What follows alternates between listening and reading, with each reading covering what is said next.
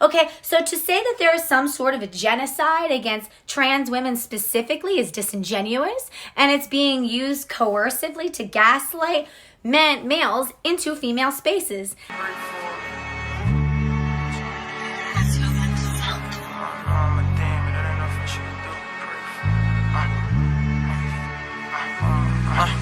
My mom know I'm a demon, it ain't nothing she could do but pray for me.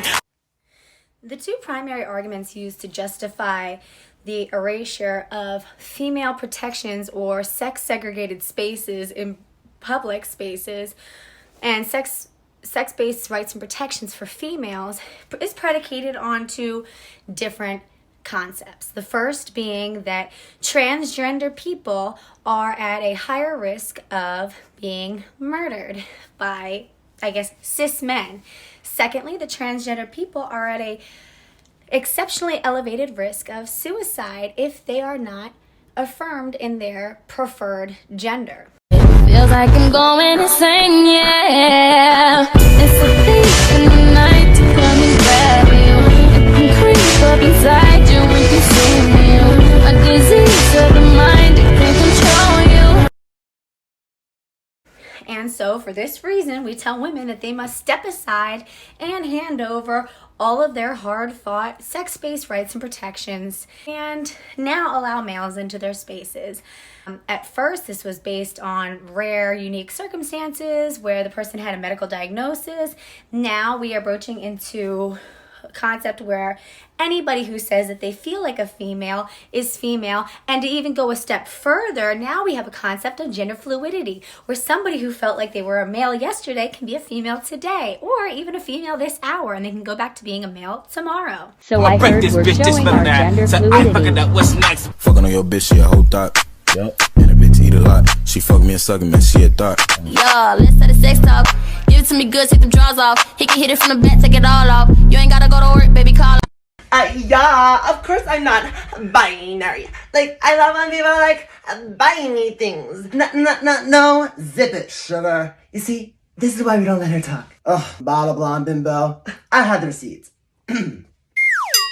Being non-binary means that they don't identify as exclusively male or female. Some people may feel like they're a blend of both genders, while others may feel like they don't identify with either gender. So then I guess we're not non-binary. We're just cisgender men that dress up as drag queen superstars. Yeah, like, we're not trying to put ourselves in a box. We're just us. Well, the only box we put ourselves in is plastic, because we're dolls. No, sweetie. I'm a doll. You're just dumb.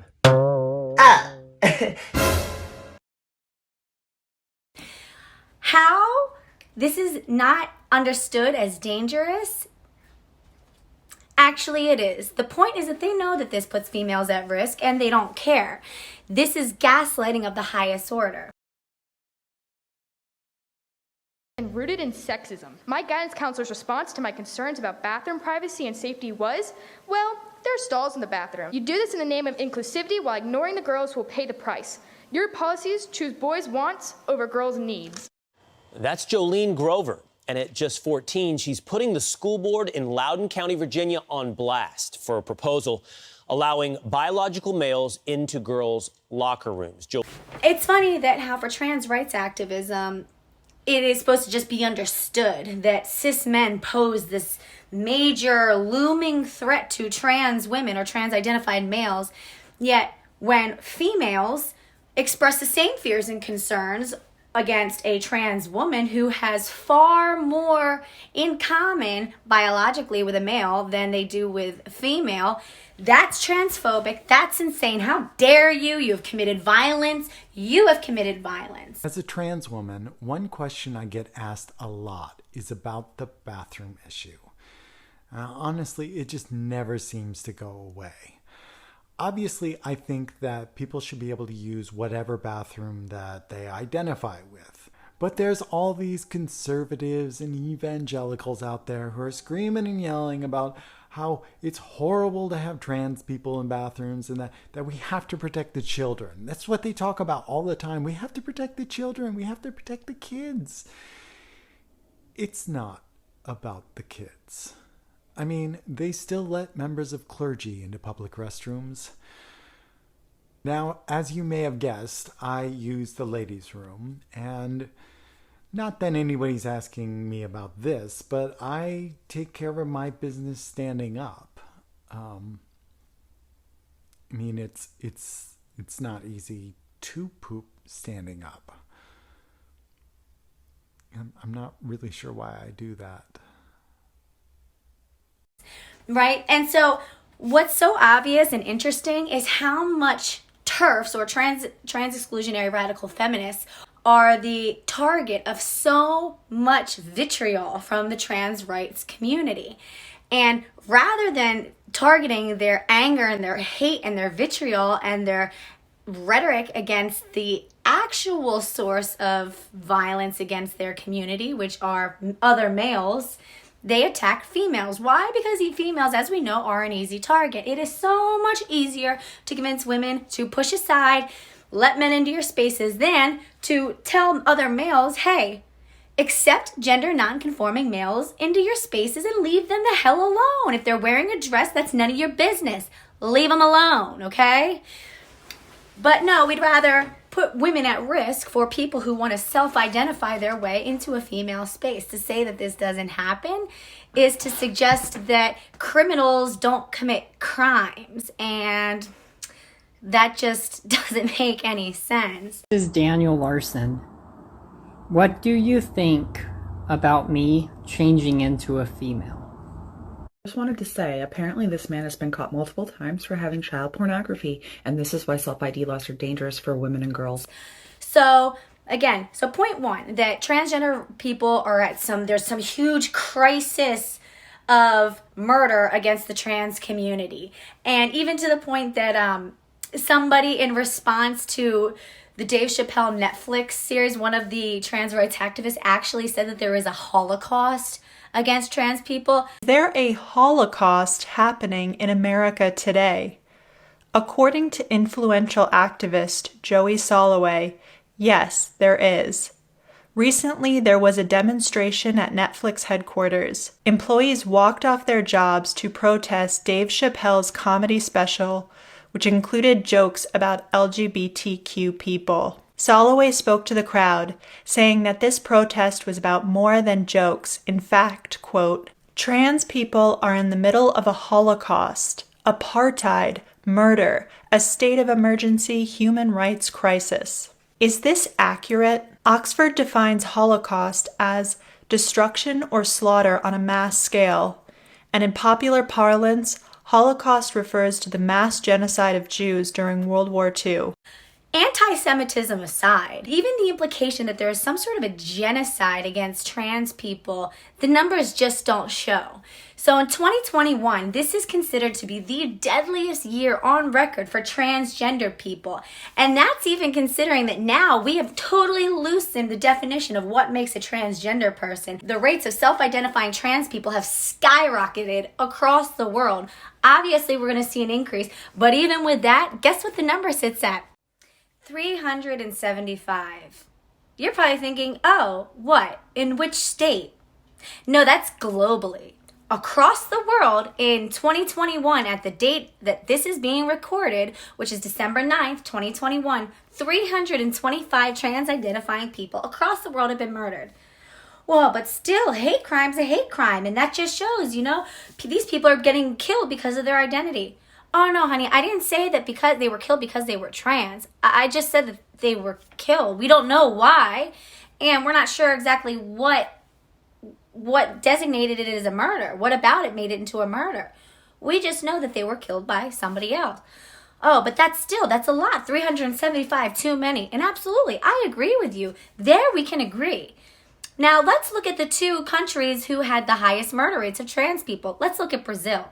So, in Brazil, in 2020 alone, capped off at 1,350 female murders. 1,350 in one country alone versus 375 of all trans-identified people, males and females and everything in between, combined. As of this recording, in Philadelphia, there have been over 500 murders just in the city alone.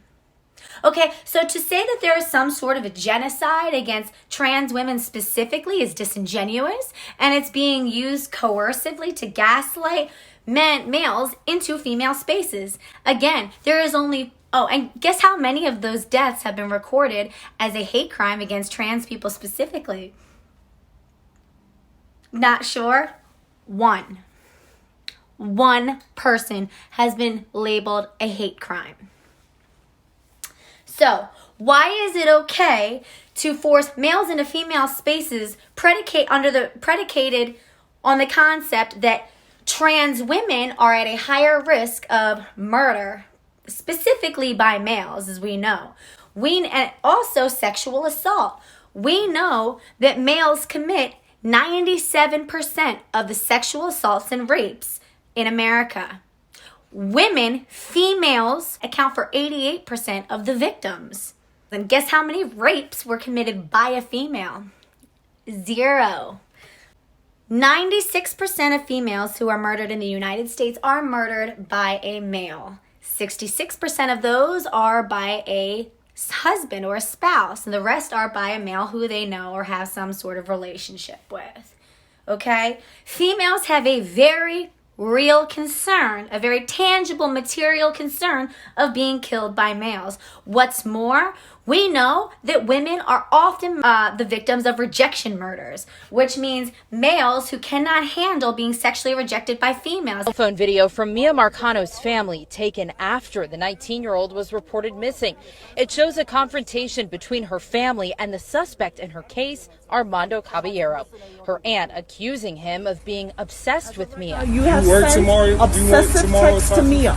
We have all seen the text. You talked about giving her your life savings. You cash out her money, and you claim that you weren't in touch. Family says they were approached by Caballero, who asked family, quote, "Are you looking for Mia?" There's evidence of obsession, you're fascinated with Mia. In the early stages of the investigation, police discovered Caballero pursued Mia in the past, but she denied him.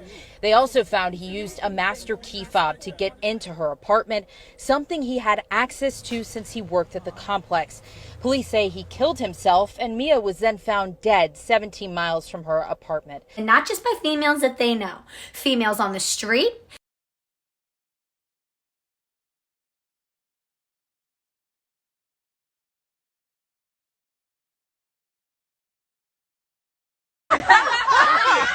What is your fucking say? Pop the truck, holla. Bro, gone. Yeah, what you talking about? You're embarrassing yourself. I'm embarrassing you, bitch. You ain't embarrassing Who me, is you? baby. Who is you? About? Who is you? Nobody to you. Mafia. Oh my god. Oh my god. Bitch.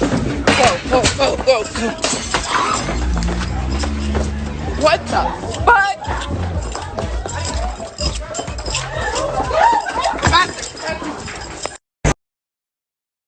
That's why when a woman is walking on the street and she's catcalled, and I know that every woman listening to this video right now can feel the hair on the back of her neck stand up as she recalls and thinks back into her mind space of a time where she was walking on the street alone, especially if you've lived in an urban environment and you've heard someone say, "Hey, yo, what's up, shorty? Hey, baby.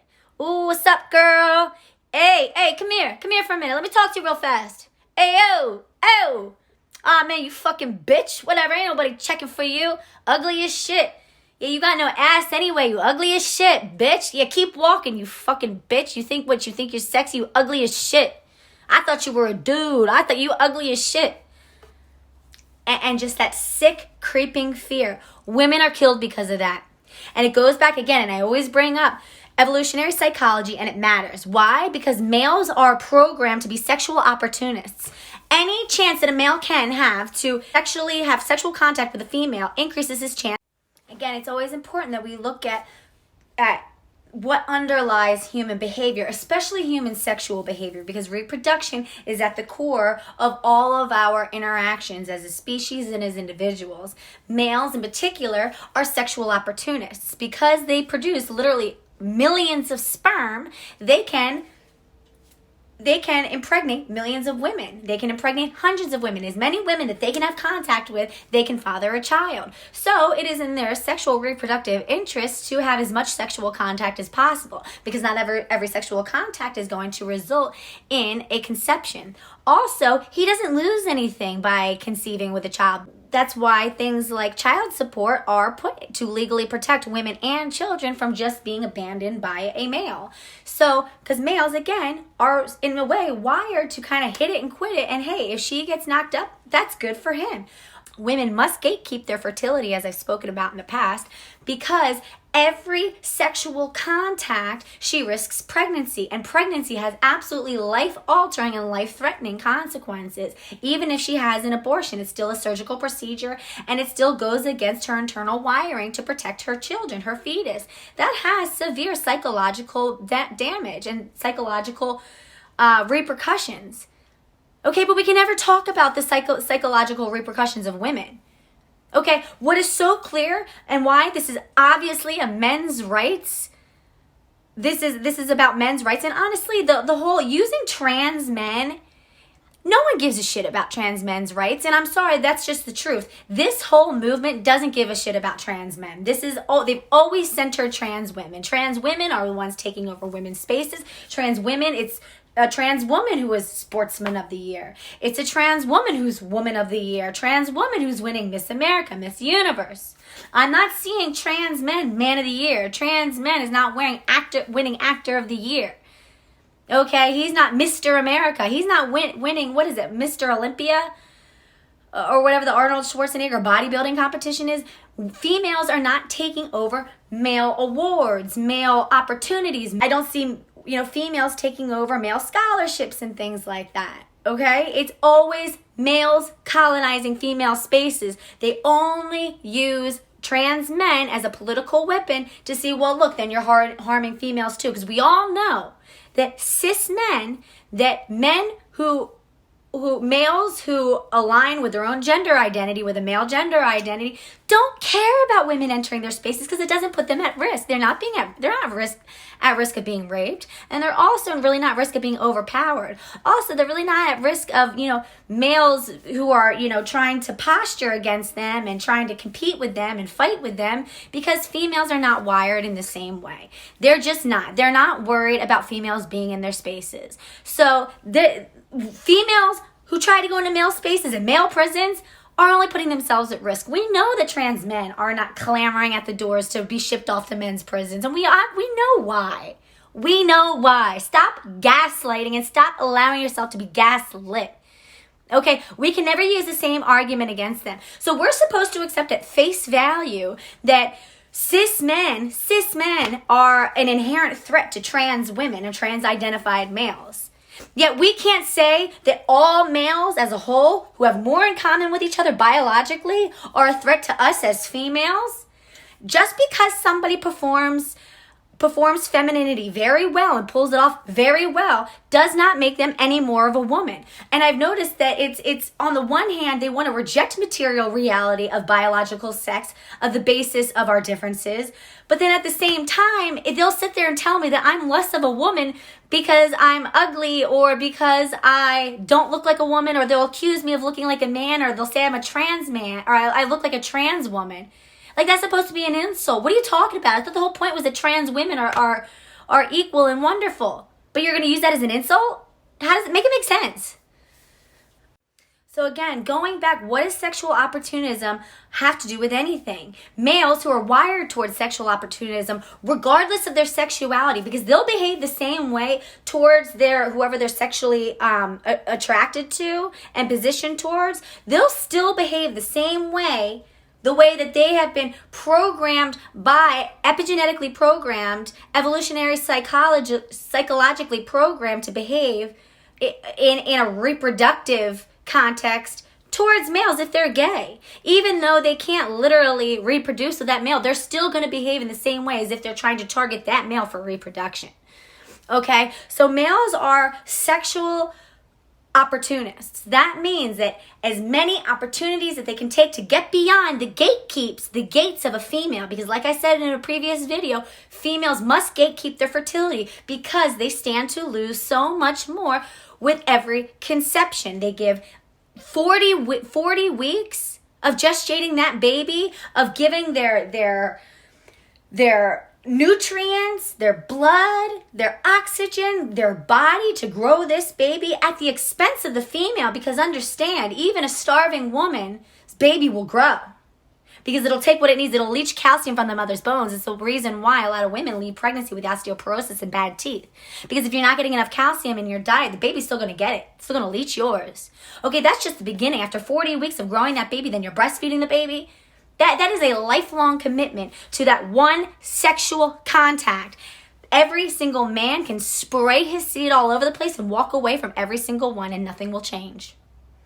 Okay, even if a woman gets an abortion, that's still a surgery on her body, okay? Even if a woman takes Plan B, that's still major chemicals in her body. Okay, and I shouldn't even have to explain how giving a baby up for adoption, how that's going to fuck with a woman for the rest of her life. Okay, in ways that men... So females are wired to gatekeep. They are wired to reject men that they don't see as being... who have clearly demonstrated a commitment to them. That's why females require commitment. That's why females want to date. They want to get to know you before they sleep with you. And that's why men don't care, because they're trying to get through the gates as quickly as possible. Women are trying to layer the gates so that they can be sure before they give you access to her body. So I don't care, even if you've taken testosterone or whatever, if you don't have that Y chromosome, if you haven't been socialized as male, if you haven't been through all the 3 male puberties, okay, you still are going to have the innate behaviors of a female.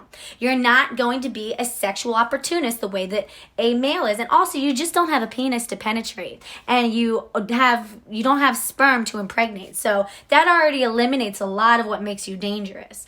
Okay, but if we allow males to come in and even just give them the opportunity to get women alone in vulnerable spaces, to say that they're not going to take that. And there's always the argument of saying, the stats haven't shown that this is a real problem. Stats are not showing that, females are getting harmed by these gender fluid bathrooms. That's because all of those stats were taken at times where we never had any laws to desegregate the sexes in the public sphere. Best believe as soon as you make those laws, those stats are going to start to pop up. So what are you talking about? It hasn't had an opportunity. Oh, but it will. If that's what we're going against, right? So women and men don't behave the same way regardless. Sexual opportunism, we have to allow women to be safe from that. Okay, and so males, again, as I explained before, some males are wired. They know that they're not high quality, and they've faced rejection so much. It actually makes sense for them to destroy a high quality female that rejects them, so that she's not available to mate and carry children and could continue the genetic lineage of other male competitors. So yes, women are at a unique risk. Yes, women do deserve sex-based protection. And no, it doesn't have to we don't just segregate people based on who performs femininity more. Like, I'm not less of a woman because you say that I'm manly, because you say I got man hands and all this sort of stuff. No, I have unique vulnerabilities. And to talk about misgendering as violence, how about calling women sluts and whores? Do you know how many little girls, young women have killed themselves because they've been slut shamed after being raped? So why is it okay that trans rights activists can sit there and force males into female spaces, such as males into domestic violence shelters and males into rape support groups? There was a biological female who was forced out of her rape support group because she expressed discomfort with a 6-foot male who identified as female, entering the rape support group. And because every single woman in there was raped by a male, and I'm sure that the male was raped by another male, she expressed discomfort. And what she was told was that she should probably just leave. I had the same exact situation. I was forced out of my domestic violence group because I refused to call one of the abusers, not even somebody in the group, but an abuser of somebody in the group, by their preferred pronouns. I refuse to acknowledge this male's preferred identity as a woman. He's not a woman. He's a male piece of shit who beat up the mother of his toddler and abused and terrorized his entire family. That's not a woman. Women don't do that sort of shit. That's male behavior. It's not a female. Fuck his preferred pronouns. I don't give a fuck that he wants to be he, she, he's not. I'm sorry, that he wants to be a she, her. Yo, suck my asshole. I don't care. And I'm not doing it. You got the wrong one. So, of course, I got pushed out of my group. Support group that I really relied on. But you know what? I'm standing up for women regardless, okay? So, they're allowed to use the argument that misgendering is violence, and by not allowing them to use female spaces, they're not affirming their identity, and that's violence against them, or that by not allowing them to intimately search females, that it's not affirming them as women, and that's violence. How about all the women who have killed themselves because they were slut shamed, or all the women who delayed getting help, okay, because they were shamed? How about all the women who were too afraid to go get help? Do you know how many women die every goddamn day in this country and across the world because they're too afraid to go get help? To throw a woman out of a domestic violence shelter. Do you understand that women who have experienced domestic violence and finally